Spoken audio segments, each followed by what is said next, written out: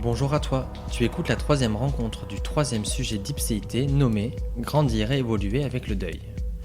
Alors le deuil, sacré sujet. Si la mort est moins tabou aujourd'hui en France, parler du deuil reste bien complexe.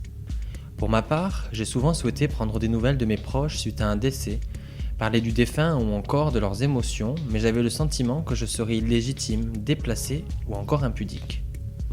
J'ai jugé des proches changeants, plus froids, plus distants et plus agressifs suite à un décès de leurs proches, sans pour autant oser en parler et donc sans essayer de comprendre.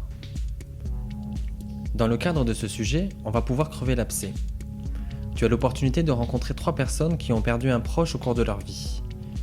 J'ai fait le choix de rencontrer des personnes ayant été confrontées à des décès socialement inconfortables. En gros, lorsque le défunt ne décède pas de mort de vieillesse. Il sera question du malaise de notre société face à la mort, du silence suite au décès et de la puissance d'effectuer son deuil.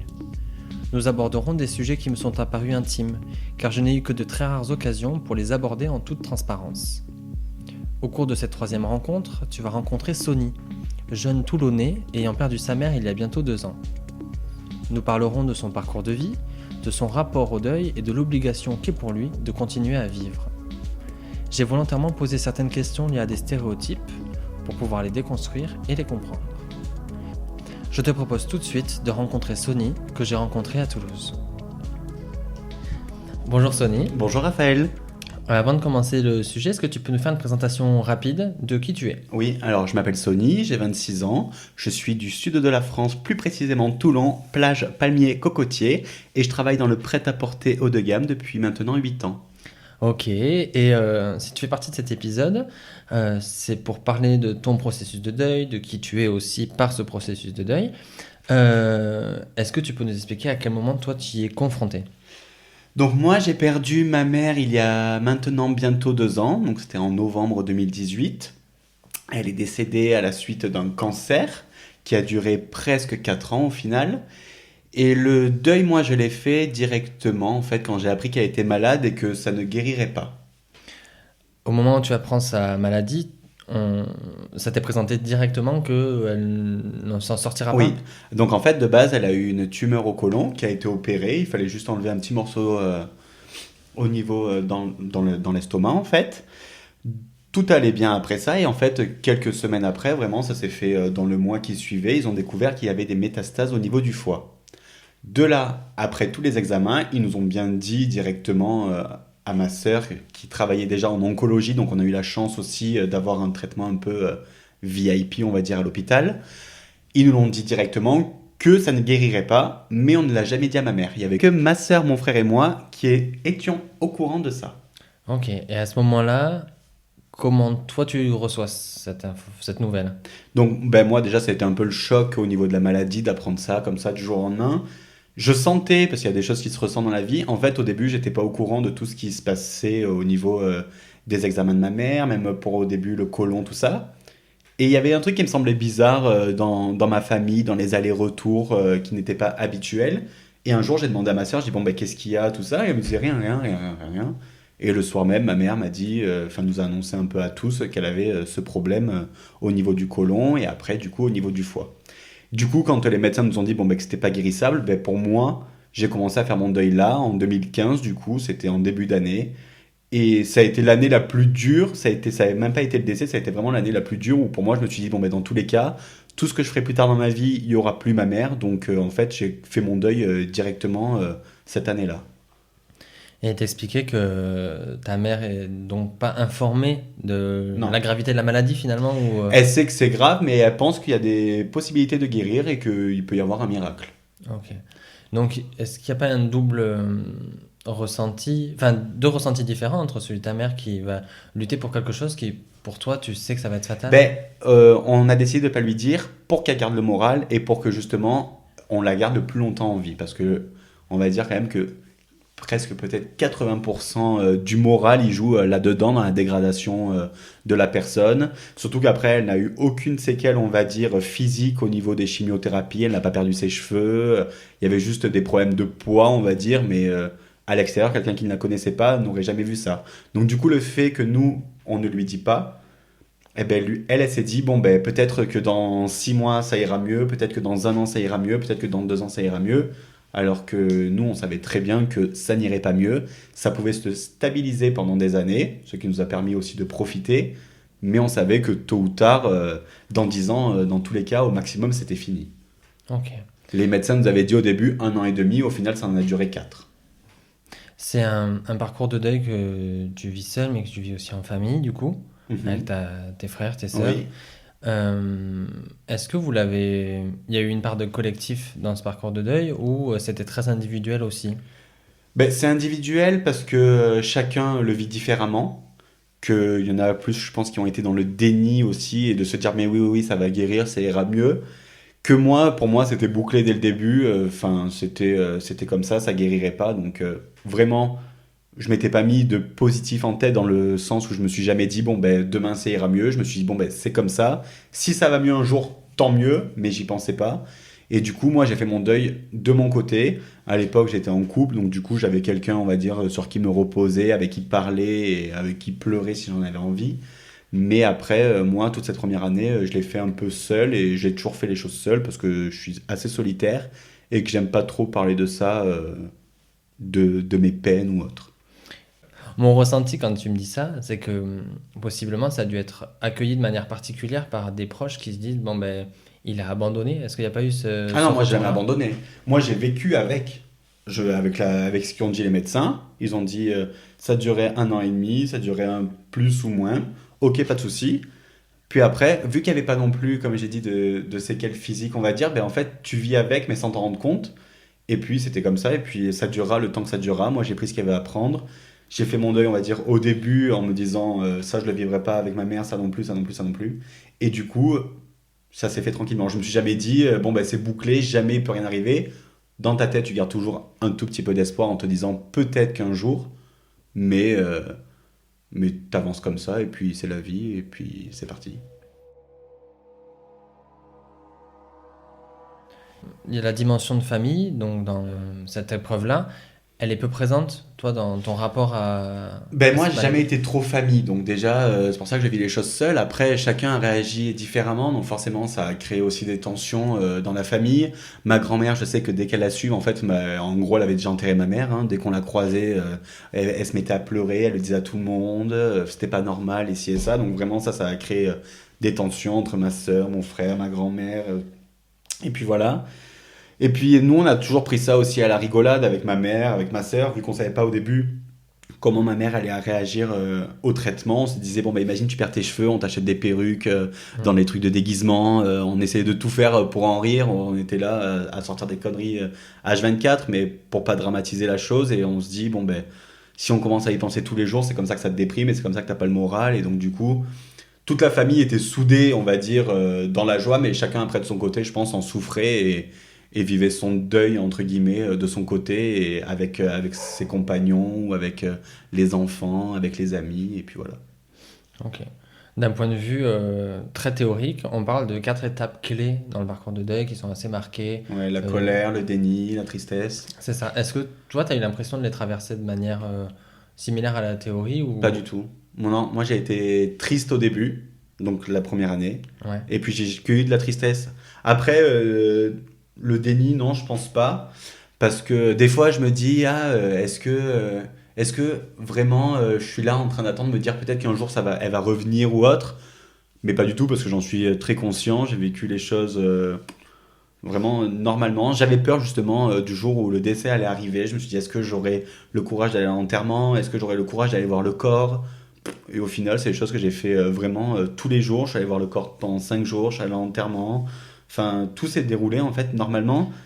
Et même, enfin, limite, on me dirait, bon, mais il faut le revivre, je le revivrai, mais parce que ça a été un jour quand même qui a été bien, entre guillemets, dans le sens où ça a été fait comme ça devait se passer, et que je sais que c'est quelque chose qui a été bien vu, qu'il y avait du monde, qu'il y avait les gens que ma mère aimait, et que les gens aimaient ma mère, donc forcément, j'ai pas été en colère, j'ai pas été dans le déni, j'en ai voulu à personne, je me suis juste dit, c'est la vie.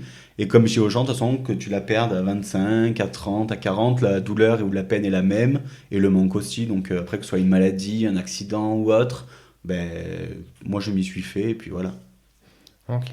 J'allais t'en parler justement du fait que ta mère sur la ville de Toulon, elle était repérée, Une starlette une starlette. au Euh, pont du Las. T'as donc été, je pense, souvent confronté à des personnes qui connaissaient ta mère et Oui, qui oui, oui. donc t'ont parlé peut-être du décès de Après ta ou mère. avant? Ah, Après. après? Bah, comme tu. Ben, les gens, ils sont toujours un peu drama, mais parce que ça, c'est les Français qui aiment bien être drama. C'est-à-dire que moi, déjà, on est arrivé à l'enterrement, on était 350, on, tout le monde était effondré. Moi, je suis arrivé, j'ai vraiment fait le tour de tous les gens pour leur demander s'ils allaient bien, que normalement, enfin, ça serait l'inverse, mais moi, j'ai vraiment fait le tour des gens et c'était aussi pour les remercier, on va dire, entre guillemets, d'être là. Puis après, moi, la vie, elle a continué. J'ai repris le travail directement après. Et puis les gens, quand ils te croisent les premiers temps, bon, ben forcément, ils sont là. Ils te regardent un peu avec de peine, en mode ah, coucou, comment tu te sens, comment ça va? Ben, ça va très bien, en fait. C'est juste que j'avance. Et puis, je vais pas rester à me morfondre chez moi. Alors, il y en a qui n'arrivent pas à surmonter ces choses-là. Mais moi, je pars juste du principe que toute la journée on travaille. Si le peu de temps que l'on a de libre on commence à être triste ou à pleurer ou à déprimer, ben en fait, il reste plus beaucoup de temps à côté, donc je fonce.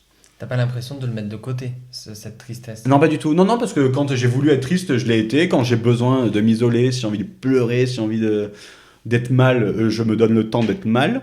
Mais ça ne durera pas plus d'une heure ou deux ou le temps d'une soirée, c'est tout. Ok. Et donc ce rapport aux autres, aujourd'hui, ça a été par rapport au deuil, parce que les précédents peuvent dire que les gens n'osent pas en parler, les gens n'osent pas poser de questions, faire exister la personne qui a un gros tabou. Non, parce que moi, je mets les gens directement à l'aise. Enfin, quand je m'en fous d'en rire dessus, enfin, j'en parle librement et justement, je pense que le fait d'en parler aussi, ben, ça te permet aussi de faire, entre guillemets, vivre la personne, en fait, de ne pas la faire oublier et de toujours l'avoir à tes côtés. Donc, moi, j'en parle librement aussi bien de sa maladie que du décès, de l'enterrement ou de tous les souvenirs que j'ai avec. Donc, vraiment, ça, j'ai vraiment aucun problème avec ça. Mhm. Mais oui, c'est vrai que les gens, souvent, ils sont là. Ah, ben, je suis désolé. Ah bon, mais qu'est-ce qu'elle a eu, tu vois? Ils sont un peu dans le ils sont compatissants, mais ils sont aussi un peu gênés d'en parler, alors que, enfin, il n'y a pas de tabou à avoir, c'est quelque chose de la vie normale, le décès, la mort, et voilà.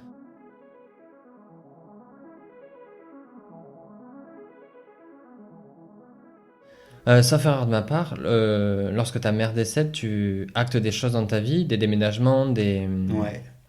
des changements. Ben, en fait, forcément, je vivais avec ma mère et son compagnon de l'époque, Ouais. et de là, on ne va pas rentrer dans les détails, mais lui est parti, on va dire, un peu en vrille par rapport à ça, donc en fait, on a vraiment tous coupé les ponts après 18 années avec cet homme dans notre vie, ben, au 1er janvier 2019, en fait, c'était une nouvelle vie pour tout le monde. Et bah, du coup, moi, vu que je vivais avec elle, dans le quartier où elle a grandi et où j'ai grandi aussi, bah, je me suis dit, je vais pas rester là, c'est le moment de partir. Du coup, j'ai commencé à chercher du travail n'importe où dans la France.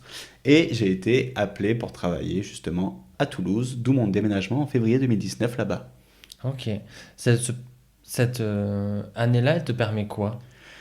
Ça me permet ben, en fait de vraiment prendre, on va dire, la liberté, parce qu'au final, même si avant j'avais déjà vécu seul, même si j'avais déjà déménagé plusieurs fois dans plusieurs villes de France, bon, ben, il y avait toujours ma mère pas loin, on va dire, et puis donc quand j'avais envie de rentrer, ben, je rentrais, si j'avais besoin de quelque chose, il y avait maman.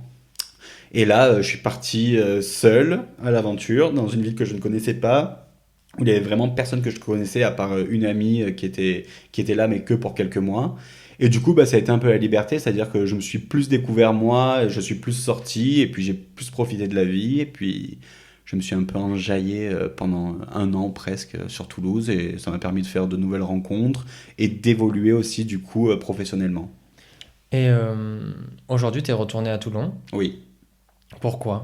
Bah, parce que c'est quand on vient de la mer, c'est un peu dur de partir là où il fait plus froid, où le temps est plus gris. Donc, quand on a le ciel bleu, des bonnes conditions de vie, on va dire, dans notre ville, ben, au final, quand on part, on s'en rend compte que ça nous manque. Même si on va pas à la mer tous les jours, ben, au final, de la voir et de savoir qu'elle est juste à 5 minutes à pied de la maison, ben, c'est rassurant. Et puis, on se dit qu'on peut en profiter toute l'année aussi. Donc, vraiment, ça a été une des raisons pour laquelle je suis reparti. Et puis aussi le fait que quand on n'est pas étudiant et qu'on arrive juste pour travailler en boutique, ben, c'est plus compliqué de rencontrer des gens à l'extérieur, c'est plus compliqué de sortir boire un verre seul ou autre.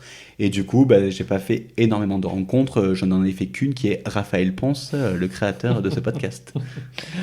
Et t'es revenu à Toulon, t'es revenu avec des personnes que tu connaissais, Oui. c'est certain, mais tu t'es aussi rapproché de ta mère. Est-ce qu'à un moment ça a été compliqué ou c'est venu apporter quelque chose?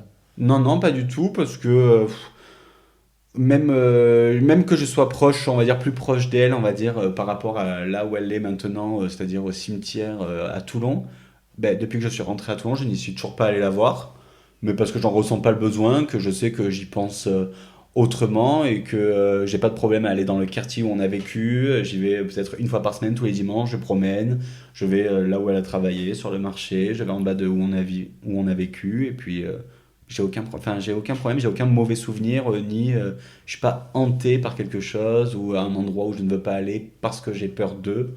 Non, non, aucun souci. Tu n'es pas allé la voir, mais on en a déjà parlé, tu as essayé d'être en communication Ouais. avec elle. Est-ce que tu sais d'où est venu ce besoin et si ça t'a apporté quelque chose? Ben non, moi j'y suis allé vraiment par curiosité, on m'en a parlé, et du coup je me suis dit, bon ben je vais aller voir, de toute façon, qu'est-ce que j'ai à perdre? Rien du tout, au cas où j'ai quelque chose à gagner, donc j'y suis allé tranquillement. C'était juste pour savoir si elle était bien, si elle se sentait bien, c'était une passeuse d'âme que je suis allé voir, toujours vers Toulon. Et puis voilà, et puis je suis allé vraiment détaché. 2 heures après, j'avais déjà complètement oublié que j'étais allé voir cette personne parce que je suis vraiment détaché des choses. Mais voilà, c'était comme ça. Je me suis dit peut-être qu'une fois dans l'année, c'est bien de le faire, juste pour avoir un peu un ressenti, pour voir ce qui peut être dit ou non. Et puis après, quand j'ai aménagé à Toulon aussi, dans mon nouvel appartement, j'ai eu des petits signes, on va dire, entre guillemets, c'est-à-dire des petites plumes qui apparaissent chez moi, des petites plumes blanches dans ma salle de bain, dans mon salon. J'ai dû en avoir 4 ou 5 déjà chez moi. Et il y a encore 10 jours, je suis allé dîner chez une amie dans le quartier où on a vécu avec ma mère, la rue d'en face de l'immeuble dans lequel j'étais. Et en repartant le soir sur la voiture du côté passager, donc du coup de mon côté, il y avait une petite plume blanche posée sur la vitre. Donc c'est des petits signes tout bêtes, hein, sachant que c'était aussi devant l'église où elle a été enterrée. Donc c'est des petits signes comme ça, tout bêtes que je prends et que je garde avec moi comme ça fait plaisir, ça fait du bien, mais je m'attache pas non plus à ça. Et donc tu as des croyances sur une autre forme de vie de ta mère. Oui, bah, plus après de la communication, hein. Enfin, je pense, je crois surtout aux petits signes. Après, est-ce qu'il y a une autre vie vraiment? Qu'est-ce qui se passe? Ça, je sais pas, parce que je me suis jamais assez renseigné là-dessus et que même quand je regarde un peu des documentaires là-dessus, c'est vraiment regarder pour regarder. Mais je me dis, des fois, c'est juste une petite chose qui rassure de se le faire comme ça et de se dire, bon, bah, peut-être qu'elle est là, peut-être qu'elle est à côté, et puis voilà. On en a parlé rapidement de la question du tabou que les personnes pouvaient ressentir. C'est quelque chose qui est revenu beaucoup pour les personnes qui sont intervenues juste avant. Euh, et qu'est-ce que tu dirais aux personnes qui n'ont pas vécu de deuil, qui ne savent pas comment intervenir ou parler auprès des personnes qui sont endeuillées pour être adaptées? Ben, moi, je pense que de toute façon, on le voit si la personne est ouverte à ça ou pas. Moi, je sais que j'ai pas de problème déjà de le dire. Bon, ben, moi, ma mère est décédée. Et je pense que si déjà la personne en face le dit, ouvre une petite porte, ben, on peut rentrer dans cette porte et se dire, bon, ben, je peux en parler facilement avec. Je pense qu'on voit l'attitude de la personne, si c'est un peu le tabou, si ça fait encore de la peine de lui en parler, si ça fait plus plaisir. Moi, je sais que ça me fait plaisir d'en parler parce que je me dis, bon, ben, je peux encore la faire vivre, comme j'ai dit tout à l'heure. Et puis, c'est une manière d'exister aussi. Mais c'est comme tout, je pense qu'il y a un ressenti, on voit si la personne est ouverte au sujet ou si la personne est fermée au sujet, si elle a tendance à se braquer, à directement changer son visage, si elle est un peu plus contente, si direct c'est elle qui en parle et qui amorce ce sujet, ben, pour moi c'est juste du ressenti, on le voit et puis on le sent aussi. Je sais qu'il y a des sujets, enfin je sais que ce sujet j'en parlerai pas avec certaines personnes parce ils ont plus de mal ou directement eux vont penser à la mort de leurs proches et du coup ça va leur faire de la peine ou de la peur. Donc, c'est au feeling, vraiment. Ça a changé ton rapport auprès des personnes qui, elles aussi, ont perdu quelqu'un de cher? Non, pas du tout. Non, parce que vu que j'ai jamais eu de problème avec ça, ben, on en parlait déjà beaucoup. Donc, en fait, moi, je suis juste une personne de plus qui a perdu quelqu'un. Et puis, la vie est toujours la même après, hein, à côté. Mhm. Dernière question, on en a déjà pas mal parlé, mais je pense qu'on peut un chouïa creuser sur en quoi ça t'a fait évoluer, en quoi ça te définit aujourd'hui et ça a fait ce que tu es aujourd'hui. Ben, vu que, vu que je vivais encore avec ma maman et que je pense que j'y serais resté jusqu'à 50 ans si j'avais pu, il a fallu que je prenne mon envol un peu du jour au lendemain et qu'en fait je grandisse d'un coup et que bon, ben, c'est parti, j'affronte la vie et que si j'ai un problème, en fait, il n'y a plus ma mère derrière, niveau financier, niveau, je sais pas, niveau problème avec des gens ou quoi que ce soit. Donc il a fallu que je grandisse, il a fallu que je me remette en question sur mon caractère aussi et aussi au boulot, donc d'assumer plein de choses et d'être plus positionné, d'être quelqu'un qui parle plus avec les gens, quelqu'un qui communique mieux et ça m'a permis d'évoluer dans mon travail et dans mes relations aussi humaines. Je me suis ouvert plus aux gens et plus à ce qui sont et plus à des choses dans lesquelles je ne m'intéressais pas et surtout dans le milieu, on va dire, LGBT que j'ai découvert plus justement en étant à Toulouse et en me mettant pas de limites et en me disant, bon ben, il n'y a pas ma mère elle me voit pas parce qu'elle était assez stricte, donc du coup les sorties, l'alcool et ci et ça, c'était un peu... j'avais le droit de les faire, mais c'était un peu en mode à chaque fois derrière, ouais mais s'il y a ma mère qui me voit comme ça, s'il y a ma mère ci, s'il y a ma mère là, du coup ça a été un peu la révélation à Toulouse, donc ça m'a permis d'évoluer en me disant, bon ben c'est un monde auquel je peux m'ouvrir, où forcément il n'y a pas que des problèmes, où on peut s'éclater sans qu'il y ait d'ambiguïté, et, euh, et après, professionnellement, ben, je suis là pour gérer ma vie. J'ai pas de peine à avoir pour les autres. Il faut que je fasse les choses comme elles doivent être faites. Et, euh, et puis c'est parti. Et puis j'ai pu évoluer grâce à ça à Toulouse, puis à Toulon en revenant vivre ici. Ok. Pour finir, qu'est-ce que tu dirais à la personne qui perd quelqu'un? Qu'est-ce qui toi t'a aidé? Est-ce que c'est peut-être c'est extrêmement individuel et que c'est pas possible d'en Oh faire une non, c'est généralité? individuel. Parce que comme je dis, moi, je l'ai fait mon deuil au début. Donc moi, ce qui m'a aidé, c'était juste d'être triste quand j'avais envie d'être triste. Quand j'avais envie de pleurer, je pleurais. Mais c'est de faire les choses comme vous avez envie de les faire. C'est-à-dire que si à minuit, vous avez besoin de sortir marcher, sortez marcher. Si vous avez besoin de manger ce que vous voulez, mangez ce que vous voulez. Enfin, moi, ça a été vraiment... par exemple, je fais de la danse depuis 12 ans. Et ben, c'est pas ça qui m'a aidé. C'était pas d'aller danser, justement. J'ai eu envie d'arrêter. J'ai eu envie de faire une pause. J'ai fait ça pendant 2 ans. Là, j'ai repris et je suis très content d'avoir repris. Mais c'était pas ma passion qui m'a aidé. Moi, ça a été vraiment d'être triste quand j'avais envie d'être triste et, euh, et de faire ce que j'avais envie de faire. C'est-à-dire que si vous voulez déprimer pendant 6 mois, mais il faut déprimer pendant 6 mois, même s'il faut pas se laisser aller non plus et qu'il faut se donner aussi un coup de pied au cul parce que sinon c'est toujours plus simple de se laisser aller plutôt que de se relever. Mais faut apprendre à vivre avec et de toute façon c'est obligé. Parce qu'il faut se dire après que le temps passe vite aussi, donc c'est ça, on va dire l'avantage. Moi je me rassure en me disant, bon, mais le temps passe vite, là je me vois dans 2 mois, ça fait déjà 2 ans que ma mère est décédée. Alors le manque, il est long parce que je me dis, bon, ben, j'ai que 26 ans, peut-être que je vais vivre encore, allez, 80 ans, on sait pas, hein. Je me dis, 80 ans sans ma mère, c'est long, mais ça fait 2 ans qu'elle est décédée, donc en fait ça passe vite, donc ça me fait pas peur. Merci beaucoup, Sony. Merci à toi, Raphaël. La rencontre avec Sony m'a permis de complètement me détendre sur le sujet. J'ai été marqué par son énergie folle et par le positif résultant de son parcours. Rencontrer Pierre, Juliette et Sony a été d'une grande richesse pour moi.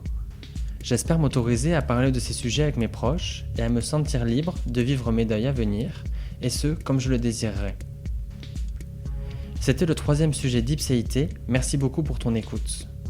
Je remercie les invités pour leur confiance et toutes les personnes qui me soutiennent. Vos retours sont toujours les bienvenus et enrichissent chaque mois ma créativité. Le prochain épisode traitera du sujet Vivre avec sa famille. D'ici là, n'hésite pas à partager ce podcast autour de toi et à venir échanger avec moi par le biais du compte Instagram ipcit.podcast. À très bientôt.